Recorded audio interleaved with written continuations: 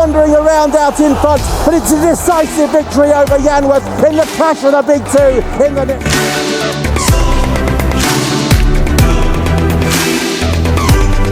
to the near side. Willoughby Court trying hard over on the far side. Leon Wolf's got to within a neck. Willoughby Court wandering, carrying Leon Wolf as they go for the line. Willoughby Court first past the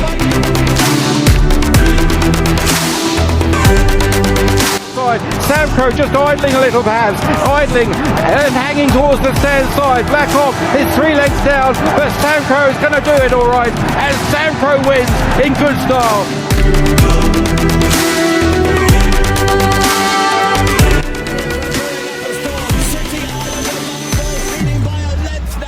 Making a length and a half. City Island heads up towards the line to win the Ballymore. Champ in second, right forecast.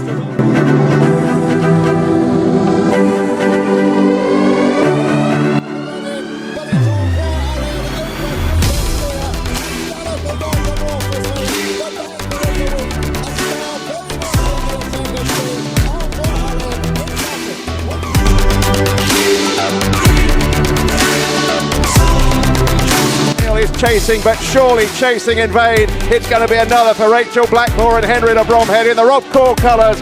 Bob Ollinger, all guns blazing.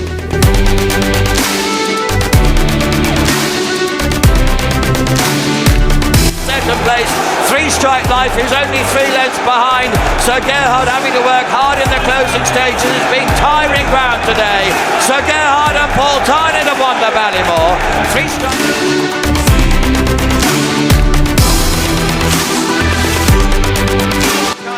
Behind those good land, but it's Impere Pass who's going to remain unbeaten. He strides to the line for victory in the Ballymore with Paul Tynan.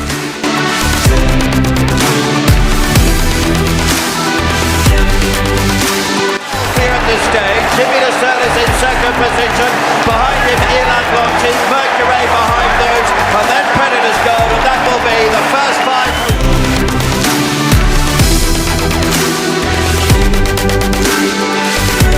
The yellow clay, the red cap, Jack Kennedy. The white cap is the new line, Harry Skelton, who's getting up. The new line has won the Turners. To the yellow.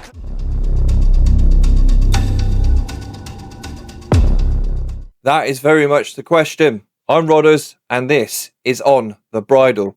The Turners Novices Hurdle this year looks to be an absolute belter, and we're going to attempt to solve this conundrum by giving you the race stats, the protagonist stats, and my prediction at the end of the video. Hopefully we can make you a little bit of money at the 2026 Cheltenham Festival. Let's get into it.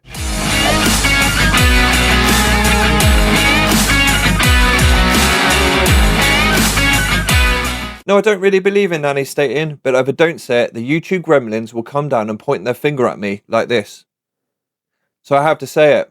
If you're down to your last 20 quid and your payday's 3 or 4 days away and you're running out of food and you're running out of lecky and all the other busy stuff that we have in life, don't stick it on that cheeky 33 to 1 shot that you've been eyeing up for the last 3 or 4 weeks.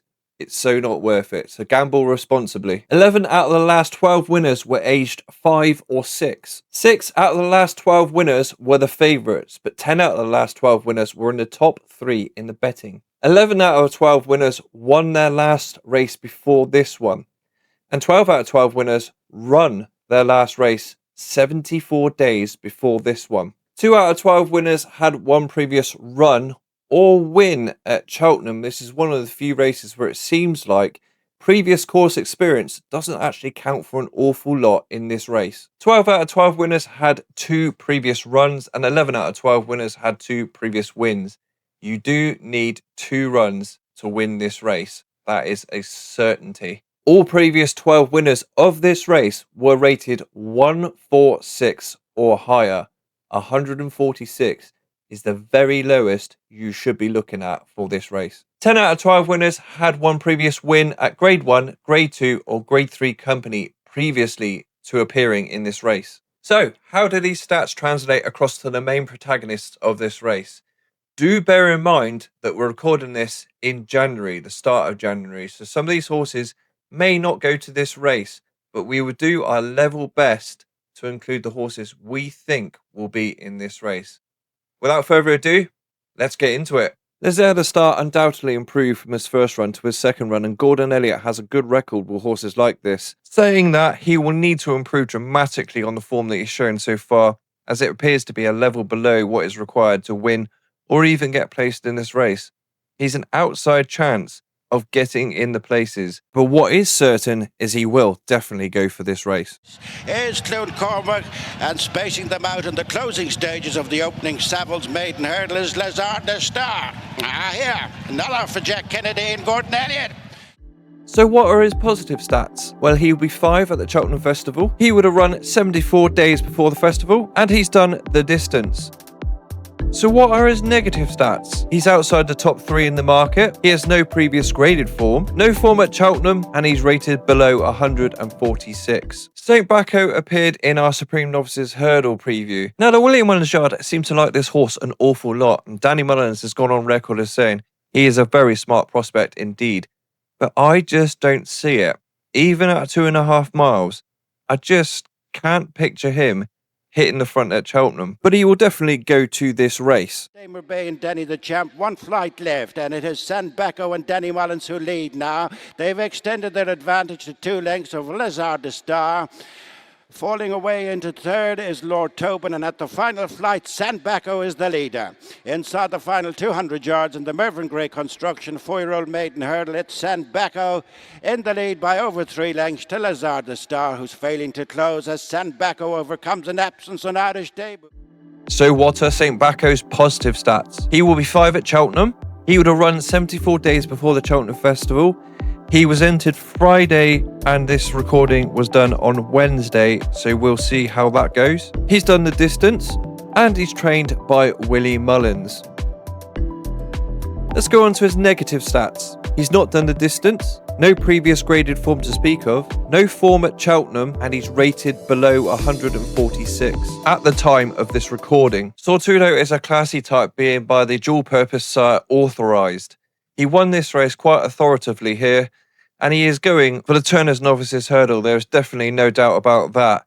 He uses a little bit of class to me, and he could very well turn some heads at the festival. Made a mistake at it, very lands flat-footed, but still lands running, and it's 3 lengths in front of Jalon Duderie as they head down towards the final flight. It's Sortudo and Danny Mullins out 3 to 4 lengths in front. Jalon Duderie in second, but at the final flight, it's Sortudo jumps that much better. Jalon Duderie jumps it in second, back in third. Running on is Bockhampson, but it's a race up towards the finish. It's Sortudo who's going to win this well. So what are his positive stats? He will be 6 at Cheltenham. He would have run 74 days before the festival. He will be trained by Willie Mullins, and he's been placed in graded company. Now, what are his negative stats? He'll be outside the top 3 in the market. He's not done the distance. He has scruffy jumping, and he's rated below 146. Again, at the time of this recording. Oh, the infamous El Kairos incident. Dr. Dumanil was a peculiar entrant into this race because he doesn't scream 2-miler at all. He screams 3-miler to me. But with Willie Mullins having a poker face made of cast iron, we have decided to keep him in this preview just in case. Murad and Dr. de Menil, what drama in the closing stages. Murad on the inside of Dr. de Menil. They're closing in. It is. What are Dr. Dumanil's positive stats? He will be 6 at Cheltenham. He would have run 74 days before the festival. He's entered in the DRF. And of course, he's trained by Willie Mullins. So what are his negative stats? Not certain to run here. He's got an entry in the Albert Bartlett, no previous graded form, no form at Cheltenham, and he's currently rated below 146. No drama at this end, turned up at Newbury in the Cheltenham Novices hurdle, and he claimed his first Grade 1 prize of his career. But instead of hearing my analysis, we decided to text Paul Nicholls and see what he had to say about No Drama This End after the Challow. He said he has come out of Newbury very well, just like training for now, and then up his work in February. Very happy with him, Paul. Now, as ever, this channel always thanks any trainer that gives up a second of their day to give us a line, a little bit about their horse, how he's been doing, anything like that. And Paul Nicholls is a true star and a proper gentleman. And thank you for doing that, Paul. Moving on to his positive stats. He will be 6 at Cheltenham. He would have run 74 days before the festival. He's done the distance, and he is the market leader, and he has a rating above 146.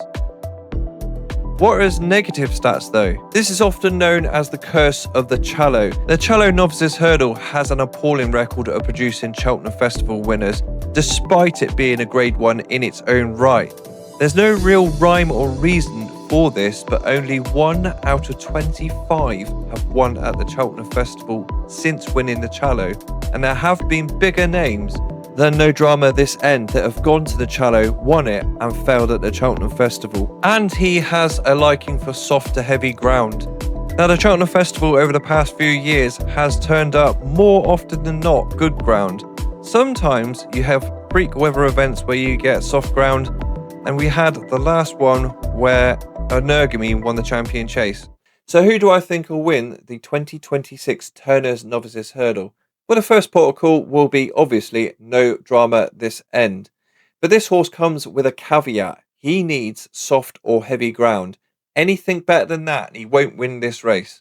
I know he won the Challow on good to soft ground, but even Paul Nicholls alluded to after the race that he needs softer ground than that to be at his best. The next horse is the Willie Mullins trained Sortudo. He's bred by Authorized. He won a 2-mile bumper quite convincingly, but he will need a step up in trip. I don't think he'll stay 3 miles, so this race should be his port of call. And on to the each way horse. He's a horse I've been hearing about for the longest time. He's trained by John O'Neill. He won a 3-mile point way back when. The second has come out and won its race under rules, and a horse behind that horse has come out and won its race under rules. He is a horse called Best Trump. Now, he's due to run this weekend. He might just be all hot air. We never know until they actually run properly under rules. But he has a big reputation. Thank you very much for watching this episode of the Anti-Post Focus to the end. Now, if you like the content, could I ask you to like and subscribe, please? We need to get our numbers up massively, and I do mean massively, by the end of this year. We want this channel to grow enormously. But we can only do it with your help. If you can like and subscribe, I would be eternally thankful to you. I'm Rodders, this is Unbridled. Until next time, stay safe.